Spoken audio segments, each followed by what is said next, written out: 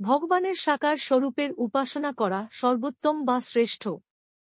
কিন্তু সাকার স্বরূপের যারা উপাসনা করেন তাদের মধ্যে ভগবান সম্পর্কে বিভিন্ন প্রকার বিভ্রান্তি রয়েছে। সাধারণত হিন্দু সমাজে কিছু মানুষ দেবতা ও ভগবানের পার্থক্য জানে না। ইন্দ্র, চন্দ্র, বরুণ, শিব, দুর্গা, কালী প্রভৃতি দেবতাদের সঙ্গে বিষ্ণু, নারায়ণ, রাম, নৃসিংহ, বামন প্রভৃতি ভগবানের সমপর্যায়ভুক্ত বলে মনে করে থাকেন।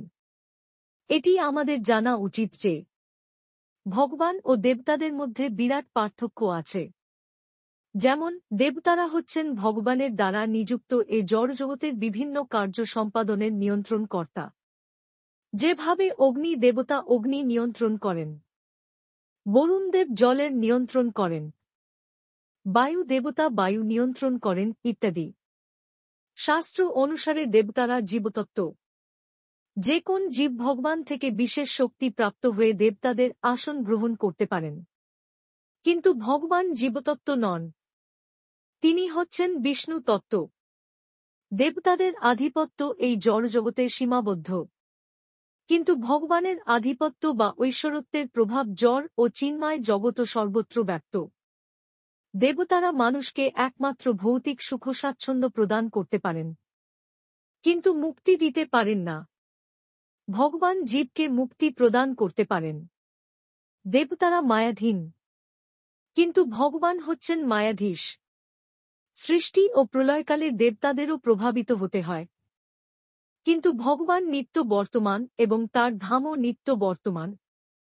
এইভাবে ইন্দ্রলোক, চন্দ্রলোক প্রলয়ের সময় সব ধ্বংসপ্রাপ্ত হবে, কিন্তু ভগবানের ধাম, বৈকুণ্ঠ, অযোধ্যা, গোলক, বৃন্দাবন ইত্যাদি ধ্বংসপ্রাপ্ত হবে না।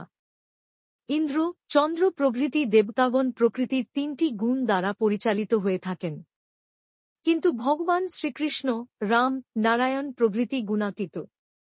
তাদের কার্যকলাপ প্রকৃতির ৩টি গুণ দ্বারা নিয়ন্ত্রিত হয় না।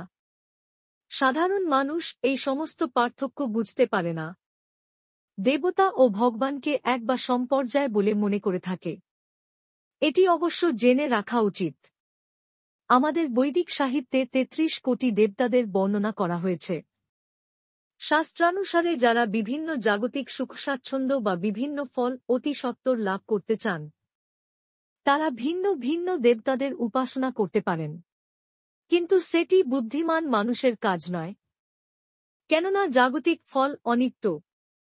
যারা বুদ্ধিমান ব্যক্তি, তারা ভগবানের শরণাগত হন।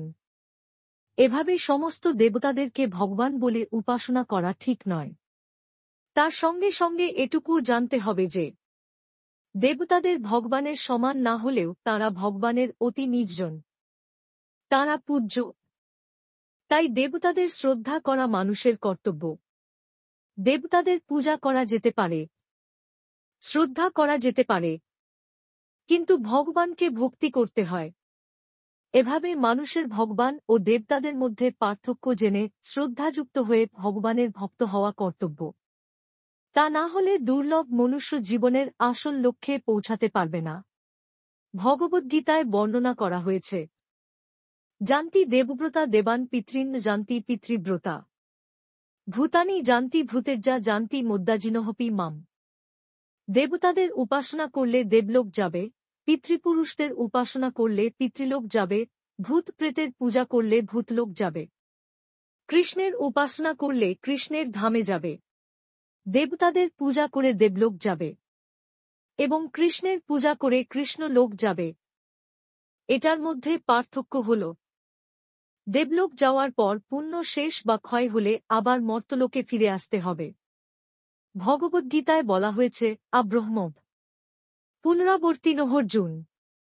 কিন্তু ভগবদ্ধামে গিয়ে ভগবানকে প্রাপ্ত হলে আর এ জড়জগতে ফিরে আসতে হবে না।